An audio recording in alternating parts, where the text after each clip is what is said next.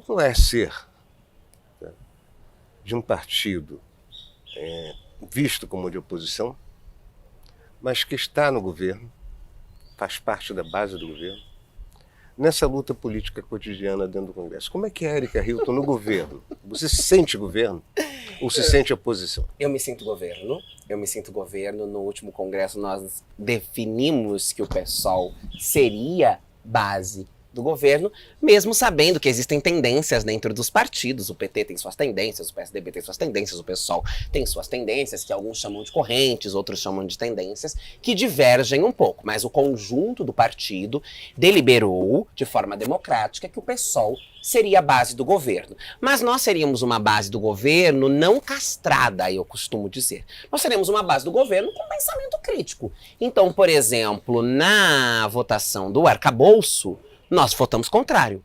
Nosso voto foi contrário ao voto do governo, né? Da voto da base, porque nós entendemos que mesmo que retificasse alguns pontos do teto de gasto da gestão Temer, que foi um pavor do ponto de vista do desenvolvimento para as questões sociais, educação, saúde, assistência e desenvolvimento social, ainda assim não daria conta de defender e colocar em curso uma política que era a política que nós acreditamos enquanto partido. Então, naquele momento, foi um momento difícil. Foi uma decisão que nós tivemos que tomar de forma dura, né? Inclusive, muitas pessoas não compreenderam porque nós tomávamos aquela decisão, mas era uma decisão que mantinha a nossa autonomia e a nossa visão sobre o que é fazer político.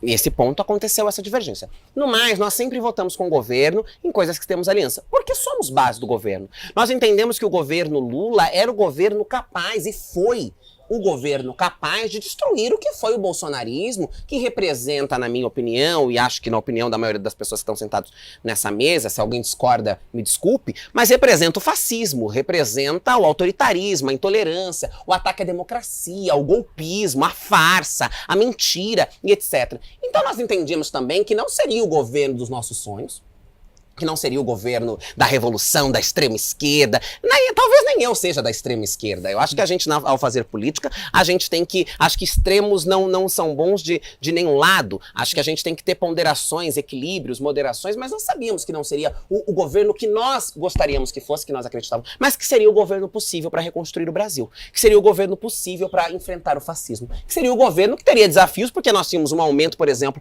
da bancada do PL na Câmara, que é a bancada que é o partido do ex-presidente da República, e que dificultaria esse governo, que é o que eu estava respondendo no início, né?